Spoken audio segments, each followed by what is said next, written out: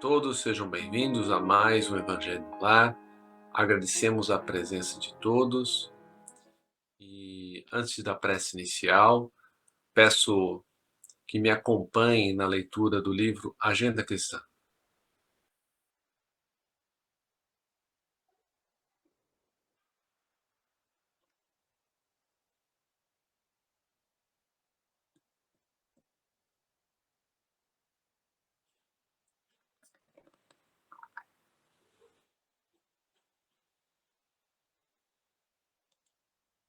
Privilégios cristãos. Manter suprema fidelidade a Deus. Olvidar os próprios desejos, atendendo aos superiores desígnios. Humilhar-se para que a mão do Senhor seja exaltada. Conquistar a si mesmo. Renunciar com alegria em benefício dos outros. Retirar lucros eternos das perdas temporárias. Trabalhar na construção do reino divino. Esperar quando outros desesperam. Penetrar o tempo do silêncio em meio do vozerio. Guardar a fé acima da tormenta de dúvidas. Calar o tempo de modo a não ferir. Falar com proveito. Ouvir o divino amigo em plena solidão. Servir sem recompensa. Suportar com valor a própria cruz. Sofrer aprendendo e aproveitando. Amar sem exigências. Ajudar em segredo. Semear com Cristo, desapegando-nos dos resultados. Encontrar irmãos em toda parte. Cultivar o prazer de ser útil. Discernir o justo valor das causas e das coisas. Santificar o mal. Amparar com sinceridade os que erram. Perdoar quantas vezes for necessário. Superar os obstáculos. Conservar a jovialidade e a doçura. Sustentar com bom ânimo. Desprender-se dos enganos do mundo antes que o mundo nos desengane. Perseverar no bem até o fim. Prece inicial, Rubem, por favor. Nosso Pai, na terra e no céu, sagrado é teu nome. Seja feita a tua vontade conosco como no espaço. Dai-nos do teu pão o suficiente para o dia, Senhor. Em tuas mãos perdoai-nos e alargai-nos nossos corações, para que perdoemos uns aos outros. Guia-nos para ti e dá-nos tuas mãos em nossas trevas, pois teu é o reino e em ti são o nosso poder e realização. Amém. Rogamos ao Senhor Deus Todo-Poderoso enviar-nos bons espíritos para nos assistirem, afastar aqueles que possam induzir-nos ao erro e dar-nos a luz necessária para distinguirmos a verdade da impostura. Afastai também os espíritos malfazejos, encarnados ou desencarnados, que poderiam tentar lançar a desunião entre nós e, com isso, desviar-nos da caridade e do amor ao próximo. Se alguns procurarem penetrar nesse recinto, fazer que não encontrem acesso em nossos corações.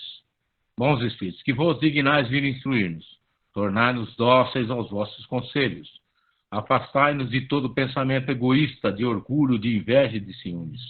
Inspira-nos a indulgência e a benevolência para com os nossos semelhantes presentes ou ausentes, amigos ou inimigos. Fazei, enfim, que pelos sentimentos que nos animarem, possamos reconhecer a vossa salutar influência. Dai aos médiuns que encarregardes de nos transmitir os vossos ensinamentos, a consciência da santidade do mandato que lhes é confiado e da gravidade do ato que vão praticar, a fim de que o façam com o fervor e o recolhimento necessários. Se estiverem entre nós pessoas que foram atraídas por outros sentimentos que não o do bem, abre os seus olhos à luz, Senhor, e perdoai-as como nós as perdoamos, se vieram com intenções malfazejas. Pedimos especialmente aos sagrados Espíritos da Luz, aos nossos guias espirituais, para nos assistirem e velarem por nós nesse ato, assim seja. Amém. Obrigado, Rubem. O que vamos ler, Rosângela?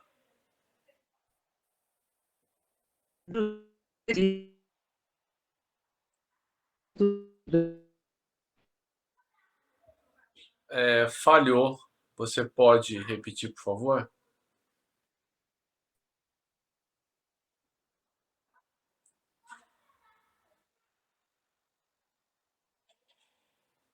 Rosângela, eu não consegui te ouvir.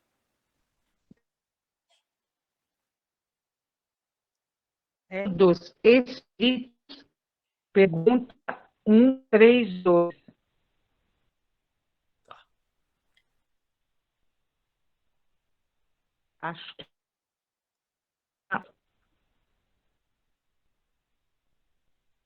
Eu acho que ela disse Livro dos Espíritos, pergunta 132, não é isso? isso, é que acabou a energia aqui, não sei se deu problema na internet. Ah, perfeito. Objetivos da encarnação, acho que é essa a parte. Sim, Deixa eu compartilhar minha tela.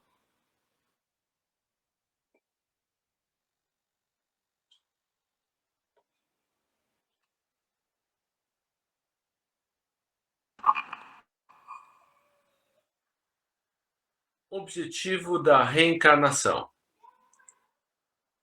Pergunta 132. Qual o objetivo da encarnação dos espíritos? Deus lhes impõe a encarnação com o fim de fazê-los chegar à perfeição. Para uns é expiação, ou seja, sentir o que fizeram aos outros na própria carne. Para outros, missão. Mas, para alcançarem essa perfeição, tem que sofrer todas as vicissitudes da existência corporal.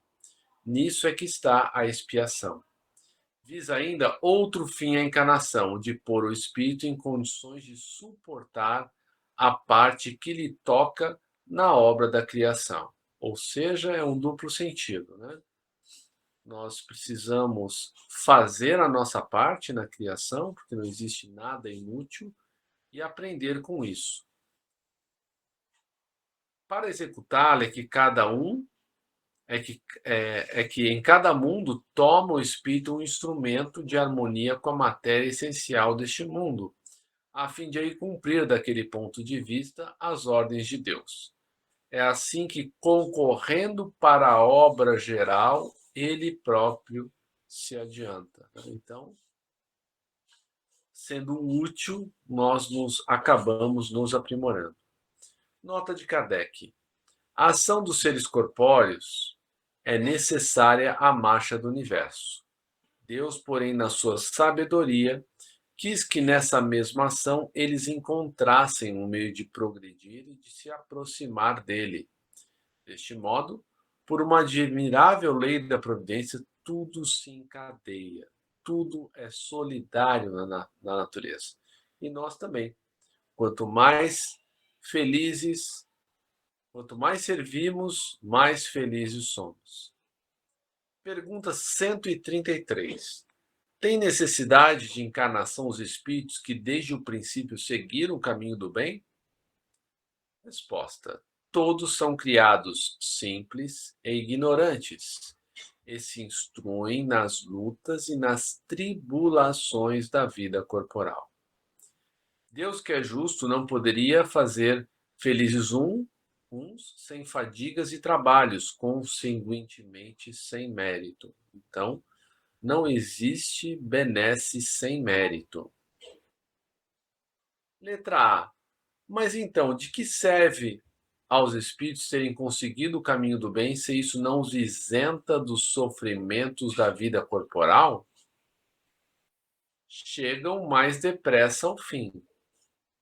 Demais, as aflições da vida são muitas vezes a consequência da imperfeição do espírito. Quanto menos imperfeições, tanto menos tormentos. Aquele que não é invejoso, nem ciumento, nem avaro, nem ambicioso, não sofrerá as torturas que se originam destes defeitos. Então, quanto mais apegados estamos, né, às questões da matéria, né, as posses e tudo mais que o mundo nos vende como necessário à nossa pseudo, à nossa falsa felicidade, mais a gente sofre, né? Porque se a gente inveja o outro, né? A gente quer o que o outro tem, né? E não tendo, se a gente é ciumento, a gente quer controlar, né? Quem amamos. Se a gente é avaro, né? Se a gente não quer dispor do dinheiro, né? Quer só acumulá-lo, né? E por aí vai. Comentários?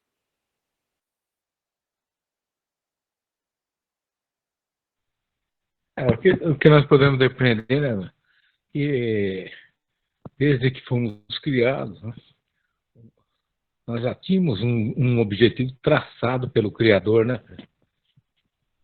Como se falava, como se fala, né, da manjedoura até o Calvário, do Calvário até as regiões mais luminosas do mundo espiritual, né, meu irmão? Vamos perseverar, procurar alcançar aí pelo menos um mínimo de sabedoria, de bondade, de prática de caridade, para que a gente nós consigamos aí nos ascensionar, né, a um nível espiritual bem mais agradável, né, do que nós vivemos por aqui, né, meu irmão? Obrigado.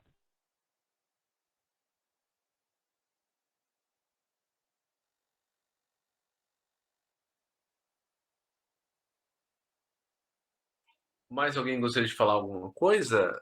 Obrigado, Rubem. Não, Fred, obrigada. Eu vou prosseguir na leitura. Alma, 134. O que é a alma? Um espírito encarnado. Quem era a alma antes de se unir ao corpo? Ao corpo? Espírito. Então, espírito é quando estamos desencarnados. Alma, quando estamos encarnados. Letra B. As almas e os espíritos são, portanto, idênticos, a mesma coisa? Sim. As almas não são senão espíritos. Antes de se unir ao corpo, a alma é um dos seres inteligentes que povoam o mundo invisível, né? O nosso plano espiritual, os quais temporariamente revestem um invólucro carnal para se purificarem e esclarecerem.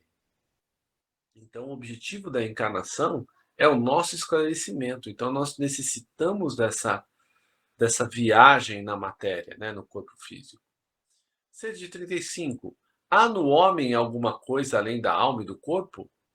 Há o laço que liga a alma ao corpo. Letra A. De que natureza é esse laço?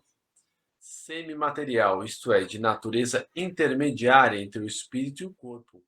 É preciso que assim seja para que os dois possam comunicar-se um com o outro. Por meio desse laço é que o espírito atua sobre a matéria e reciprocamente. Nota de Kardec.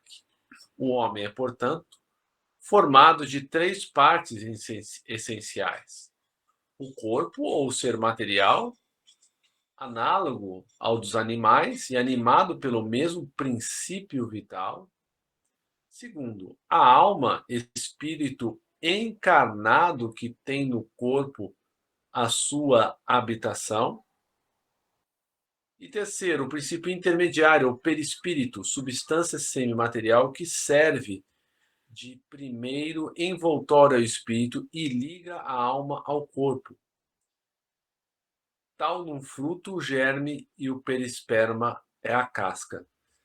Eu lembrei de um filme já antigo, acho que é do Ed Murphy, que eles eram uns homens bem pequenininhos, né, e tinham uma máquina que era um corpo físico, só que ele era todo mecânico, né? Daí, aí me fez pensar que eles eram extraterrestres, salvo engano. Me fez pensar que é muito parecido, né? Nós, na verdade, somos espíritos imortais, né? O corpo é apenas uma roupa temporária que vestimos para uma finalidade, né? Aí escolhemos nossos pais ou eles acabam nos sendo impostos de acordo com a nossa elevação espiritual. né? E vamos definimos ou são definidos para nós os papéis que nós vamos fazer, né? Que profissão, as nossas possibilidades de casamento, ou se não vamos casar, enfim, decidimos algumas coisas, né? Os filhos. Então, essa vida aqui é como se fosse um filme, né? Um filme mais ou menos longo, mas temos os nossos papéis a desempenhar, né? Então, eu, Fred, quando desencarnar e reencarnar de novo, eu não vou ser o mesmo Fred, vou ter uma outra personalidade, né? Um outro nome, talvez, muito, muito provavelmente pais diferentes, enfim, né? É interessante isso, né? Como e isso que os espíritos nos falam, né? Que às vezes nós pensamos assim, nossa, mas eu já tive 200 encarnações, então quando eu for para o plano espiritual vou ter, né, 200 pais, 200 mães diferentes, né? Mas na verdade nós reencarnamos em grupos, né? E esses grupos são mais ou menos os mesmos durante um bom tempo. Comentários? Talvez seja por isso, né, Fred, que os laços familiares, eles transcendem, né, da vida material à espiritual. Eu creio que se formem essas famílias lá, né, no plano espiritual. E eles vão reencarnando de acordo com, né, determinações, né, dos espíritos superiores, eu creio. Para também não ampliar demais a família, né?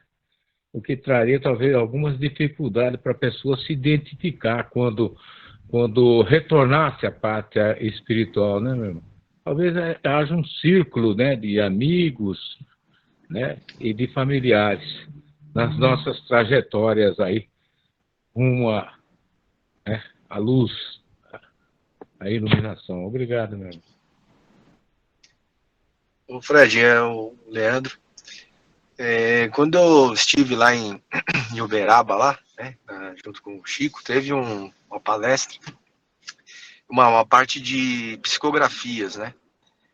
E teve uma psicografia de um rapaz que havia morrido num acidente de avião. E aí falava-se ali que ele era o único ali da família, né? Que ia seguir, né, com a família dele, né?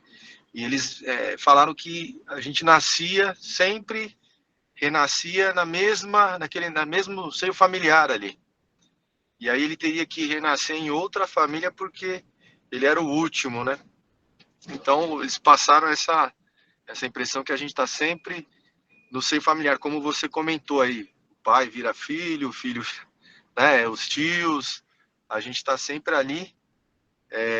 Os casamentos, né, entre as famílias aí também, você vai criando outros laços e para resolver problemas, né, problemas que a gente durante as existências nós vamos acumulando aí os karmas, né, e o karma seria a ação, né, ações positivas, negativas aí que nós vamos acumulando, né, ao longo dessa jornada. É lógico que nós temos uma missão, né, pré-estabelecida, algo que a gente, lá no plano espiritual, a gente acaba traçando algo, um esboço, né? Acho que nós vamos fazer isso, né, temos algumas coisas pré-determinadas e temos o nosso livre-arbítrio, né?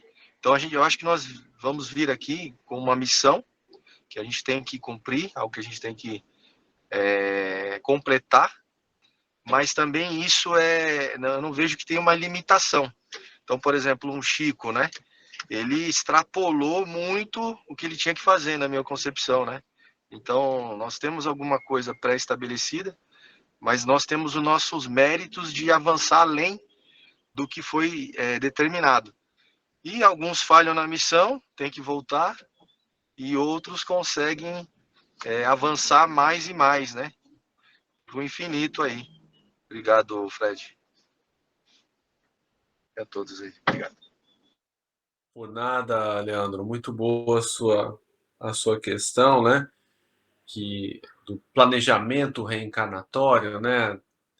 Que é um planejamento muito complexo e muitas vezes a gente coloca aí doenças como salvaguardas, como toques de despertador da vida para nos reencaminhar quando a gente sair do rumo, né? E o que é pecado, né? A origem da palavra é errar o alvo, né? Então, quando a gente erra o alvo, né? Vem alguma coisa e faz um movimento contrário para que a gente siga, né? E lembrando, eu não lembro qual livro do André Luiz, que fala dos espíritos completistas, né? Que são aqueles que realizam a maioria das coisas que eles se propõem no plano espiritual antes de vir à Terra, né? E acredito que a maioria de nós está muito longe disso, né? Porque se a gente for ver as nossas vidas, né? Quantos erros a gente comete, né? Bate cabeça por aí, né? Aí alguns de nós chegam numa certa idade, parece que toma um rumo, né? Que dá uma acertada, né? Mas quanto a gente já errou antes, né? Quantas oportunidades a gente acabou perdendo antes, né? E eu também lembrei da história do irmão Jacó, né? Do Frederico Figner, né? Que era grande palestrante espírita, né? Doou o parque de impressão lá da Federação Espírita, né? E quando ele chegou no mundo espiritual, ele viu que a luz dele era muito pequena, né?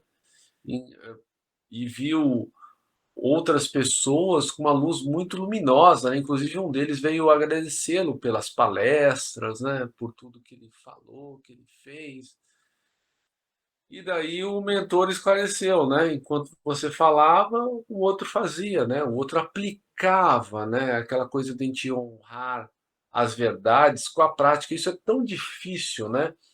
E se nós pensarmos, né, que nós não teríamos condições de ampliar muito os nossos laços familiares, né? Porque a gente já cria confusão naquele grupo fechado. Imagina se a gente fosse reencarnando em outros grupos, a gente ia arrumar confusão com todo mundo. E é por isso que a maioria das famílias, né, os casamentos têm natureza de resgate, né? Por isso as dificuldades de relacionamento, né? Os comportamentos arbitrários dos outros que falam, nossa, mas de onde veio isso, né? Veio do mal que você fez antes, né?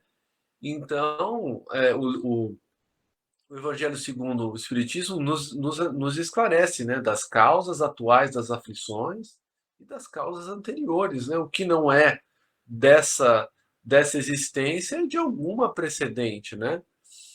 E, e quando a gente desencarna, né, que a gente vê o que a gente fez e principalmente o que a gente deixou de fazer, o que a gente fez de maneira equivocada, a gente vem para consertar isso, né? Então nós reencontramos os nossos familiares, né?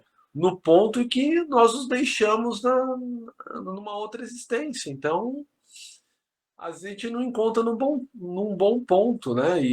E passado aquele período, né? Que as pessoas têm tem um freio maior para, né? Para aquele negócio que a gente escuta falar, né? De mostrar as garras, né? No começo ninguém mostra as garras, fica tudo mais ou menos contido, mas me parece, né, que chega uma hora que aqueles problemas do passado eles ressurgem no subconsciente, né? De uma maneira que aquele que foi atingido, que foi magoado, parece que vem uma raiva, um ressentimento não explicado, né? E daí a gente não entende. Poxa, mas eu não fiz nada para a pessoa, né? Porque meu filho, minha filha, minha esposa, meu marido estão me tratando assim. Eu não provoquei nada, mas justamente está aí. A gente pode ter feito isso numa outra existência, né?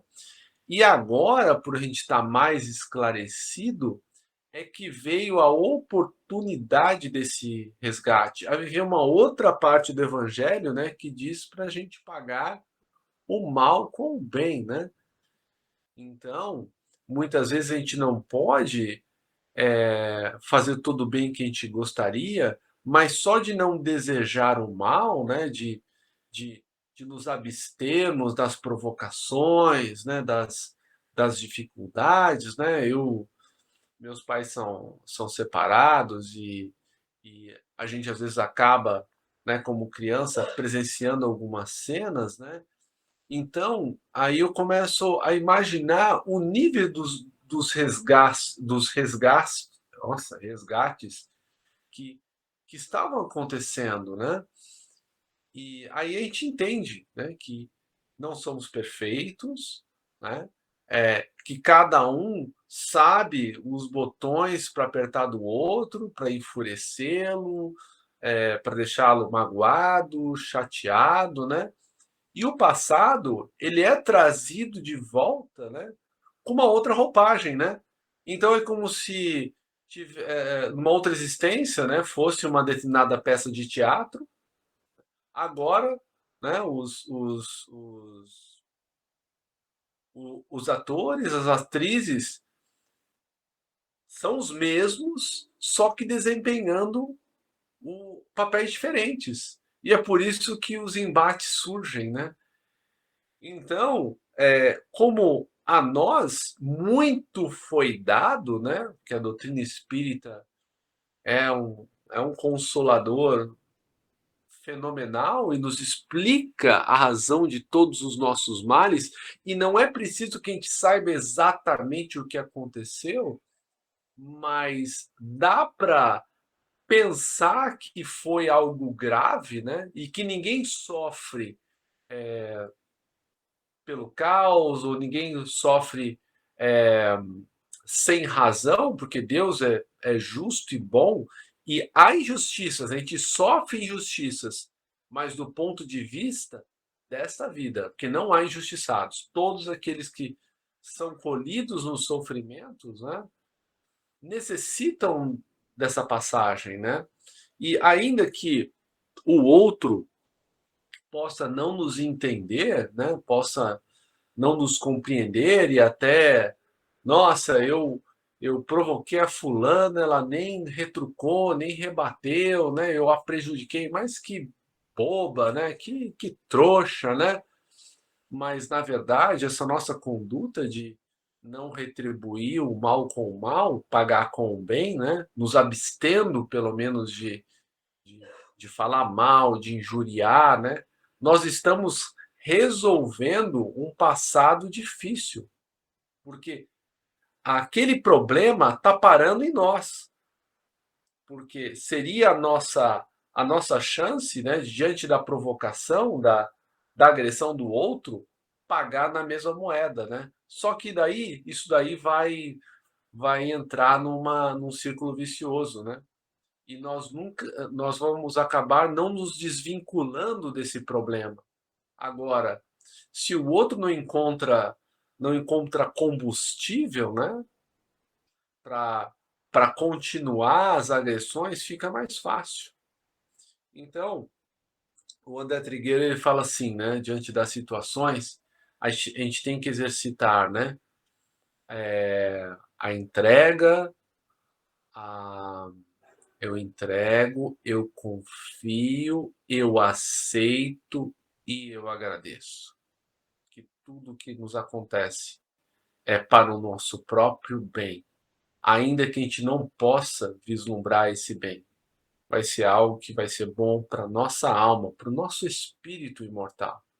Porque nós estamos acostumados a ver as coisas muito mais do nosso ponto de vista do aqui e agora do que para daqui uma vida, 2 vidas, né? Então, acho que é isso. Comentários? É o imponderável, né, das nossas imperfeições, né, meus irmãos. Parafraseando Dante Alighieri, século XIV, a justiça divina pesa em balanças diferentes os pecados dos homens dissimulados e os dos sinceros. Eu creio que isso seja bem pertinente, né, às nossas colocações de hoje. Obrigado, meus irmãos. É o famoso errar sem astúcia, né? Porque quando você erra, né, porque você é inexperiente, ou então um mau momento você escorregou uma coisa. Agora, quando você erra com astúcia, né, você prepara, né, uma emboscada, você prepara, né, prepara a cama, como falam, você é 100 vezes mais culpável, né? Mais alguém quer falar alguma coisa antes de a gente passar para as vibrações? Não, Sérgio. Obrigada. É a premeditação, né? Em níveis diversos, né? Mas sempre com aquela carga de malignidade, né? Contra nossos irmãos.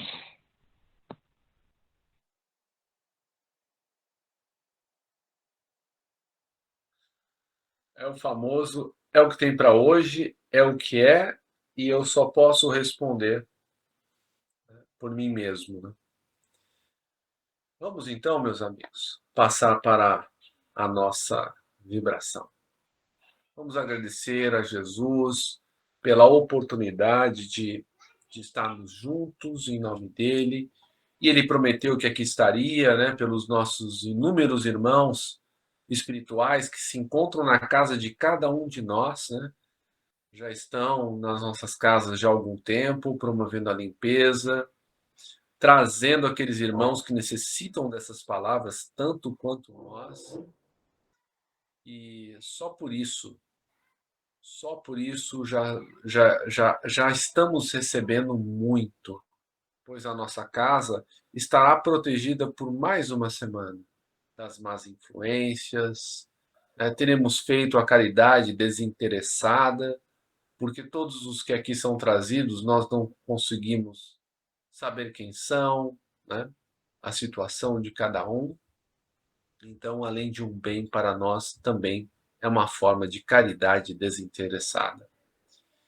E aproveitando esse clima, né, esse clima do bem, esse clima de tranquilidade que nos envolve a cada um, vamos pedir por aqueles irmãos que estão sofrendo, que estão desencanados no plano espiritual, que optaram, infelizmente, pela saída da vida física pela porta do suicídio, como o Charles, o Fred, a Verena, a Gabriele, a Juliana, o Elias, o Alain, o Bruno e tantos outros. Que todos esses irmãos sejam amparados. E sejam amparadas também as suas famílias, pois nós sabemos que o suicídio deixa um rastro de destruição, de mágoa, e que todos esses irmãos necessitam de auxílio. E vamos também pedir auxílio para os nossos irmãos encarnados em sofrimento. E dentre estes, aqueles que sofrem de obsessões, muitas vezes cruéis, mas que não são inocentes. Nós sabemos que existe uma ligação entre o obsessor e o obsidiado, aquele que sofre os efeitos da obsessão por problemas do passado. Geralmente o obsessor ele foi muito magoado nos seus mais caros interesses, nas suas afeições, e infelizmente não conseguiu perdoar aquele que está reencarnado, que agora está como um outro personagem.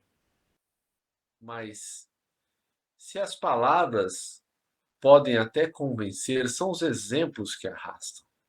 Só quando aquele que sofre obsessão mudar o seu rumo, mudar o seu alvo, é que essas relações poderão ser feitas.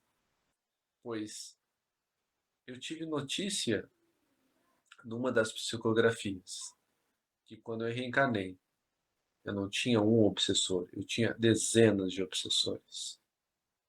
E que uns foram sendo convencidos a me deixar em paz, outros persistiram. E só quando nós abraçamos, né, uma doutrina consoladora e começamos a fazer um pouco que seja a nossa parte, é que esses irmãos sofredores percebem que nós não somos mais aqueles que os chatearam, que tomaram seu patrimônio, seus entes queridos, enfim, que fizemos aquelas coisas terríveis. Porque eles percebem em nós, ao nos seguir, ao nos acompanhar, porque eles enxergam até os nossos pensamentos, que nós estamos fazendo um esforço real para a nossa modificação. E aí é que entram os mentores, vão se aproximando desses irmãos, oferecem a eles oportunidades para que eles possam sair, né, dessa perseguição, mostrando a eles que o mais miserável de todos são eles que estão infelizes, né, querendo nos prejudicar. Né? E por estarmos em busca de sermos melhores, as nossas vibrações se alteram. E o acesso deles a nós também diminui. Porque na nossa casa estamos protegidos. No nosso trabalho, quando fazemos prece, estamos protegidos. No centro espírita ou na igreja, estamos protegidos. Quando saímos com o nosso carro, pedimos proteção. Então eles percebem que é inútil continuar a nos perseguir. E daí resolvem ceder. É assim que se desmonta um processo de obsessão. Não basta que a pessoa vá ao centro espírita, onde quer que seja, para que seja removido o encosto. O encosto foi posto lá por nós. Então, só o amor, só o trabalho efetivo no bem é que vai convencê-lo ou convencê-lo a nos deixar em paz e a seguir o seu caminho. Então, peçamos por todos esses irmãos que Jesus os ampare. E agora, cada um de nós possa vibrar especialmente por aquelas pessoas que lhe vêm à mente neste momento. Eu faço uma vibração especial pelo meu amigo Cosmo Cici, que está no hospital. Que ele e todas as outras pessoas que vêm ao nosso pensamento agora sejam auxiliados.